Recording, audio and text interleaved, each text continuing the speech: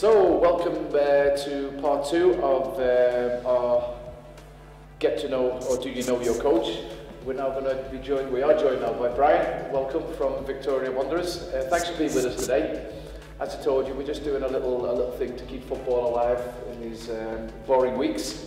And hopefully by the end of this, everyone gets to know you a little bit better. Probably your wife as well, but anyway, who knows?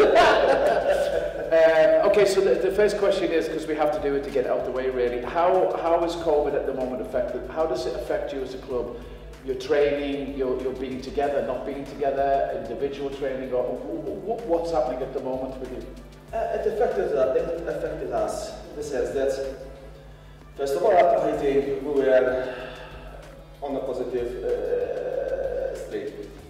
Sort of. Last game we won it, so the fact that we had to stop, maybe it will stop our momentum, hopefully not. As regards COVID, how it affected us in other ways, unfortunately this is the second time.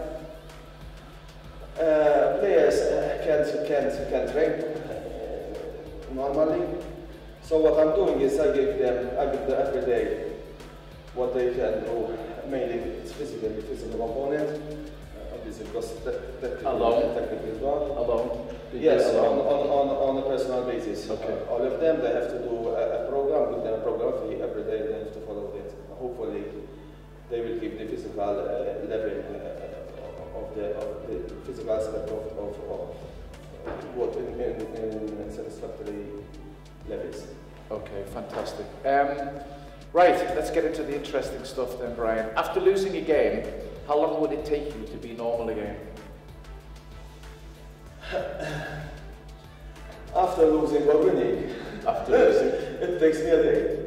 I don't sleep, even when I win. I think the adrenaline keeps me. It's always like this. I only sleep 3 hours. Win or lose. When I lose, I work more. right. That's how I balance. Right. When I lose, it's the end of the work for me, for a lot of things. So I try to balance that by working more, by studying opponents more, preparing the sessions for training more, think what I should tell the players. Questioning me, this is the first thing I do. I question what I've done. Okay. That's the first thing I do. And obviously, when you lose, I think you learn more. Because when you win, you tell to everything was okay, even with players, you tell them less things done. When you lose, you study more things. Makes sense. Do you tend, Brian, after a game's just finished and you've lost, do you tend to deal with it in the dressing room, or do you leave it on Monday? Do you sleep on it, or do you like to get it out of the way there and then? Normally, in the beginning, maybe I used to treat it more after the game, then you learn. And even when you do your courses, they tell you let it go. First day, let it go 2 days. And then when you meet with the players, well, I think that's what I do. Sometimes I think you have to deal it after the game. Rarely, because through experience I've learned that many times when you deal with things after the game, you tend to do a lot of mistakes. Right, here's a nice one for you. What's your best moment to date in football? I think winning the GFA Cup. As a player? No. As a coach? Were you a player? Excuse me. I was a player. You were? In Gozo or Malta or both? Only with SK. Oh, always? So yeah. I know you've been with the club a long time, but you've got all the way through? Yes. Wow. Yes. So you won the winning cup? Winning. Listen, I had, it's my position is an anomaly, yeah? I have to explain this. Of course. Maybe then you get confused. I'm the president. Right. But, and I'm saying this the first time, so I'm the highest qualified coach here too, because of him. But Buttigieg was coach of Cameroon. Okay. And he was coach with us for 8 years. And I was lucky enough to work with him as president. I think he's the best coach on the islands, foreigners and local. Because many tend to have Hamrun is the president, and so it's a big factor Hamrun in the league. Or probably when he did, because few mentioned the coach. So I was very lucky to work with him. I was lucky to do courses, and I arrived to the UEFA A. Unfortunately, I couldn't do the pro because of commitments. I couldn't do it. And Mark was doing the courses always a course before me, so he was always a reference. One of my best friends too, because we were the teachers here. So I'm the president, but also the coach, and not because I think it's the best solution, because obviously it's the roles, and both roles are very strong. They're tall, but in certain circumstances, and we are in that circumstances, I think that's me as coach of SK is the best solution. I had offers to go with other clubs as coach with good money, and when I say good money, I do this voluntarily, this way always. But I feel satisfied as coach. So the best in football was when we won the FA Trophy 5-2 against Hostess final.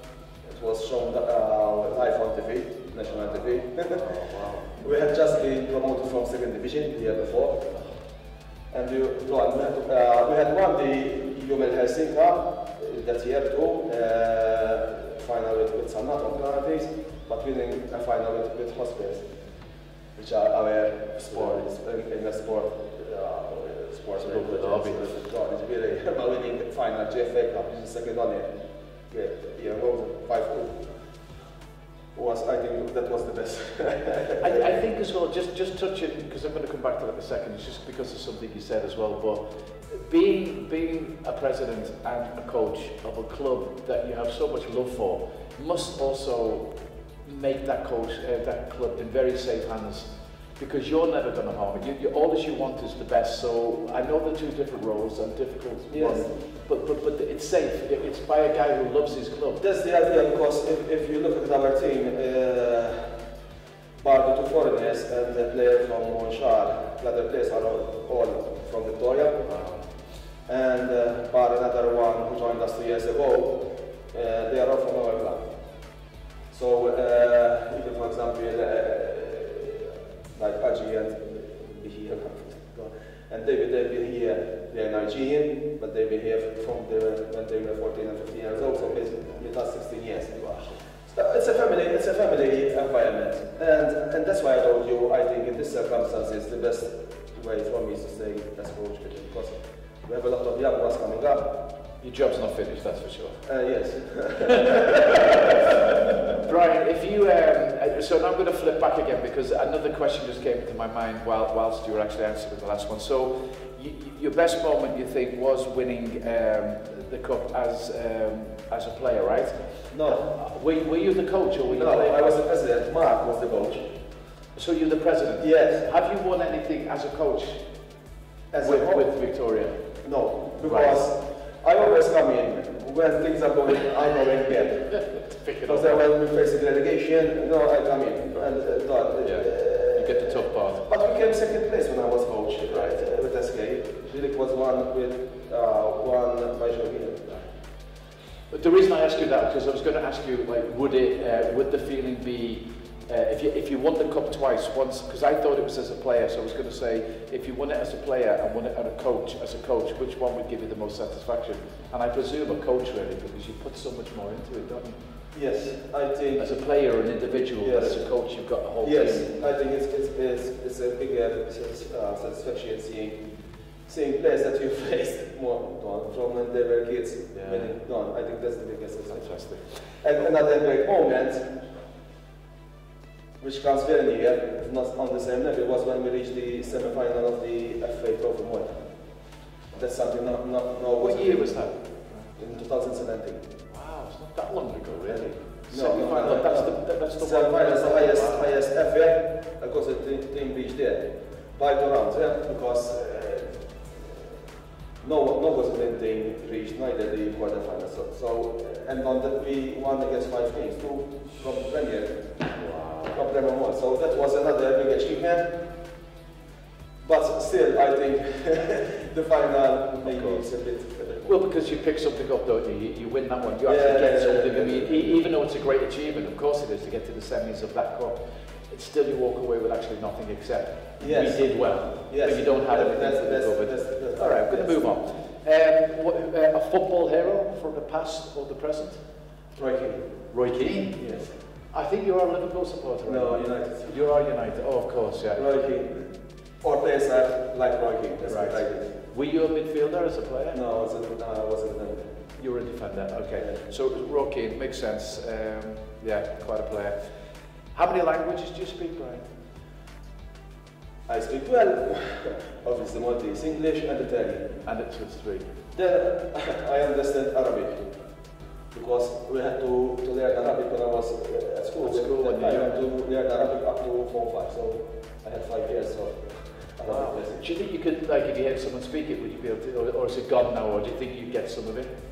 Speaking, if you had people speaking Arabic, would you? Yes, I can even, not to very good, but I can even read the alphabet in Arabic. I got a great suggestion for you, Brian. So as you don't get into trouble in the future, why don't you swear in Arabic? No more yellow cards for the season. You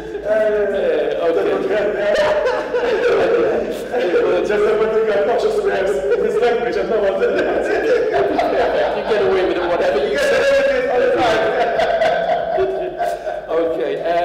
Do you support a foreign team? Of course, Manchester United. Sorry? I support a foreign team. Yes, a foreign team, Manchester United. Manchester. Has it always been since you were small? It's always been. My father was a Manchester United supporter, so. Yeah, of course, yeah, absolutely. Okay. Here's an interesting one for you from the football side of things. Do you like VAR? And would you support the system if it came into the Football and Goals League? I would, and I tell you why. Because VAR on football level, it's a minus. Because, for example, you score, you don't know if you score, you don't know if you celebrate or not. So that's a minus. But the big plus of the VAR is that the decisions with the small teams and the big teams, the divide gets shorter. Because VAR has to provide a more level playing field for all teams. So coming from a team that's it's not considered the first 3 or 4 teams here in row, on the second group. I think the VAR will help teams like us that certain decisions that sometimes you can't understand why they're giving against you or not giving, and other teams they're giving without any problems. Yeah. Those decisions, with the help of VAR, will be greatly reduced. Only because of that, right. I'm in favor of VAR. Okay. Because as I've said, VAR takes a lot from the beautiful game. That's the natural roots of football. Yes, it does indeed. But you're right. Yeah, you're right. It's a good, very good point. After football, what other sports would you enjoy? Athletics. In general, sort of field events, or everything in athletics, or any particular? Especially the field events. Yes, right. Athletics. Yeah. Did you ever do any when you were young? Yes, I did. When I was at school, there used to be the sports day on the island. Right. I won the 100 meters. And here it was only football. Right. It's only football today, let alone speaking about 30, more than 30 years ago. It was only football, athletics here and goal, so never existed. Right. But I think if athletics there was not a good organization athletics, I think I would have chosen athletics instead of football. Oh really? Wow, what a different path that would Yes, I think so. Wow. I think so. Because I was bored. I was better at athletics than football, actually. Right, wow. We've just covered we've just done some athletics now over in Malta. Not so long ago we did a Gosling club. All right. And I'm really happy to see I think so too. Yeah. Especially on such a small island, it's great that everyone can have that choice. All right, here's an easy one for you. Favourite pizza topping? Obviously, mozzarella, next. Funny enough, that's exactly what the last coach said. Do you have a favourite movie of all time that you can say that's my favourite? I like the underdog movies. You do? Actually, it's only in movies because in life, Right. the underdog remains underdog wherever. Right. But you think that there's an underdog, and finally. Gotcha. Yeah. So every films, when, for example, Gladiator, Of course. Braveheart, Yeah. those, especially films from the old times. Yeah. When I'm saying old times, I'm speaking about 400, 500 years ago. Yeah. Where there are betters, organization, Yeah. motivation, Yeah, absolutely. Motivation is when they throw you in with a line and say, get out of there in 5 minutes. What type of music do you listen to, Brian? What's your favourite type? My favourite rock. Rock. By a long stretch. Wow. Because there's even a reason because of this. Because rock songs, most of them, there is not a story, but there's something the singer wants to. A message. There's a message in every rock song. There's a message, or most rock songs. While in other songs. Are you like rock? Are you talking rock like maybe Springsteen, or are you talking heavy rock like Metallica, or are you in the middle? Not Metallica, but more, for example, AC/DC. Gotcha. Which are not as heavy as Metallica, right. But still big. Yeah. But AC/DC, I like Roger Waters more than Pink Floyd, because I believe that the soul of Pink Floyd was Roger Waters. Absolutely. And I kept following him when he unfortunately died wrong. Yeah. I had even was very lucky to watch him here in Malta perform. Wow. I couldn't believe that he came here. Yeah. And I missed him at the O2 Arena because I had booked everything with my friends, but then we had a fixture again here, and I had to give up the last. Yes, I had to give it. Now we know you love your club. Wow, well done. Okay, so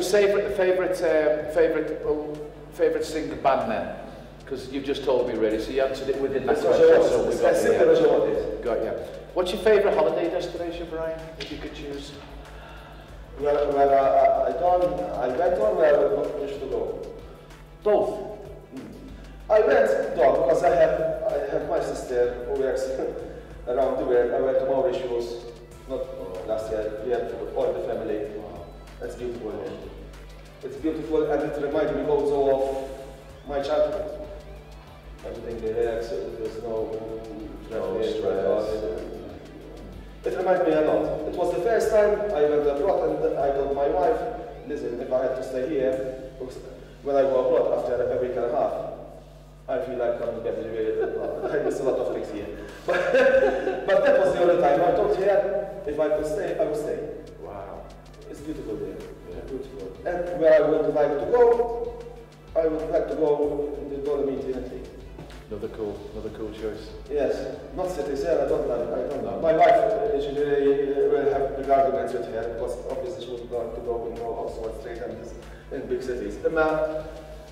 If I had to choose, I would always go somewhere where I don't see a lot of. But I'm the same. I mean, I think anybody that comes to Gozo to settle down as a choice, not to work, but like for example, I came to retire, and I've been coming to this island for 20 years.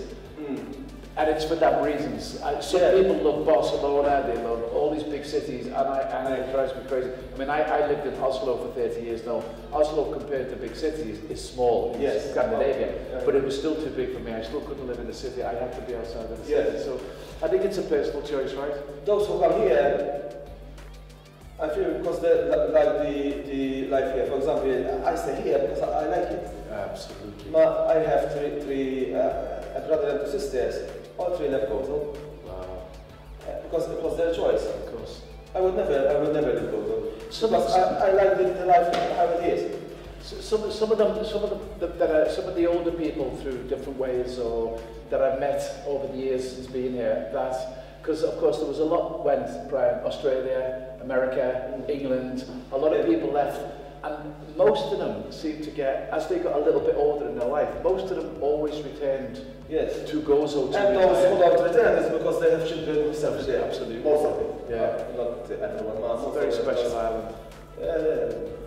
You have to like this life, because obviously I have 4 children, And I know that opportunities are very, very limited.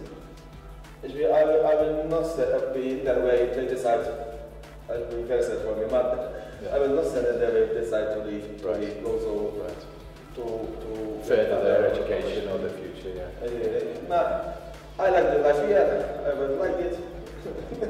I do, I totally agree with you. I mean, I was lucky because I came at a time of my life where well, to be honest with you, I did come to retire, and you know what, I'm doing more work now than I did for it's one of them.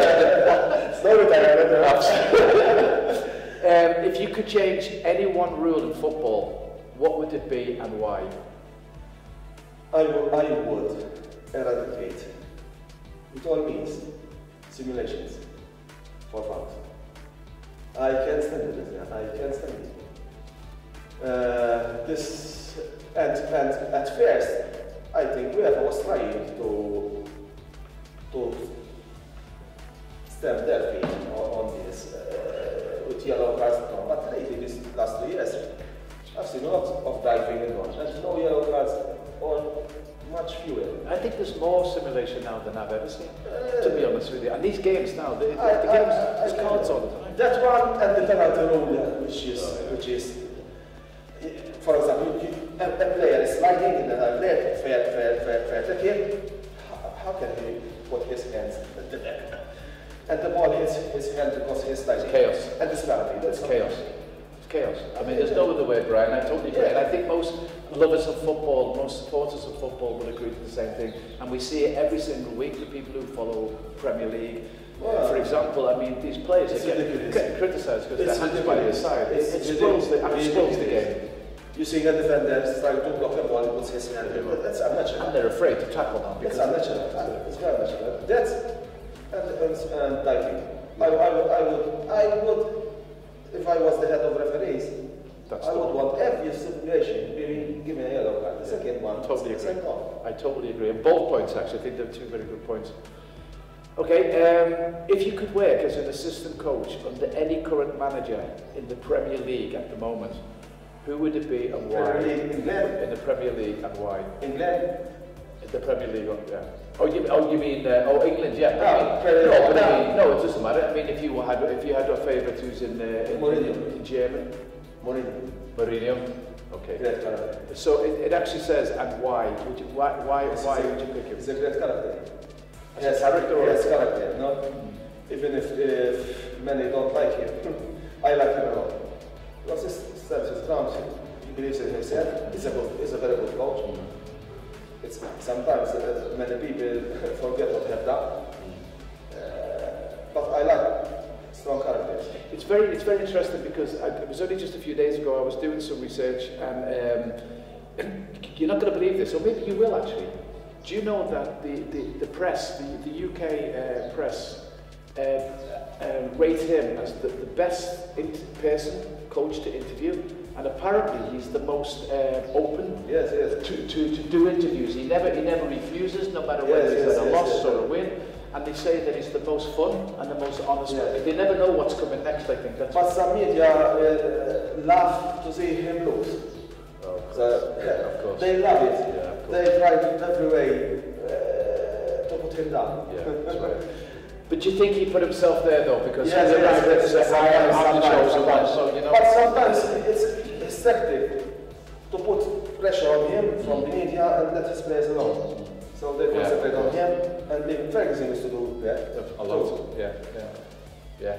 Right. Do you think he would make a good referee?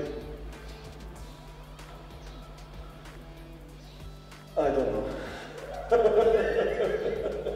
Are you calm enough front? Could you be calm enough? I think. I would take the part of the weak ones.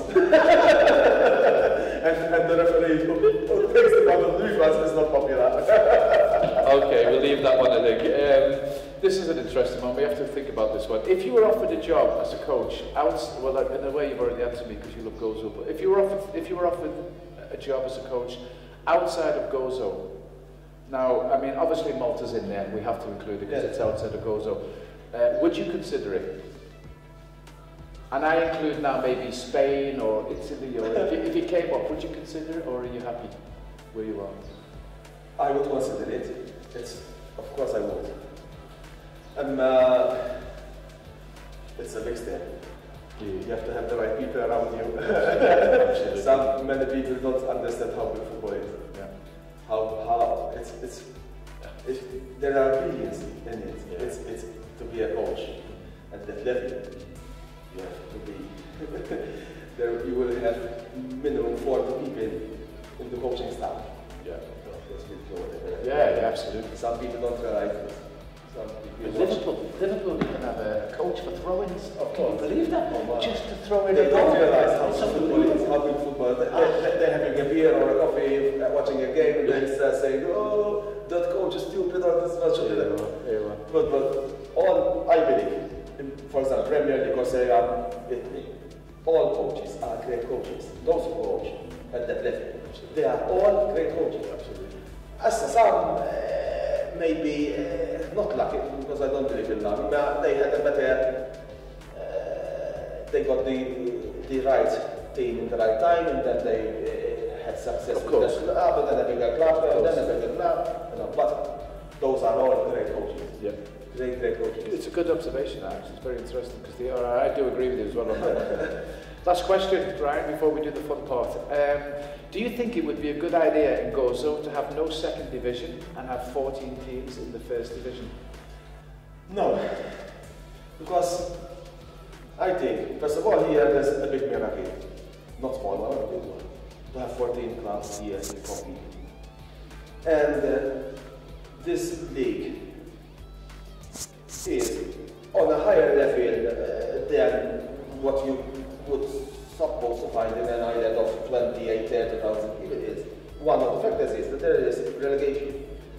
Because if there's only one league, obviously at the end, there will be no motivation whatsoever for the teams. There will be only the first 3, 4 clubs vying for the league, maximum 4, because many times it's 2 or most 3. And then the others, there wouldn't be any motivation at all. So having relegation and promotion and to divisions keep interest. Yes, it is And a the motivation. higher level football. Yeah. Okay. So, here we go. Question number 1. Umbro or Adidas? Adidas. Blue or red? Blue. Premier League or Serie A? Premier League. Jeans or tracksuit? Please. Pizza or pasta? Pasta. Fish or meat? Meat. Dog or cat? Dog. Beer or wine? Beer. Messi or Ronaldo? Messi. BMW or Mercedes? BMW. Cappuccino or espresso? Cappuccino. The last one I say to the end because I think it's funny. Broccoli or sprouts? No, you didn't. Yeah. Which one? Broccoli. Thank you so much. Okay. So I'm going to ask you a question.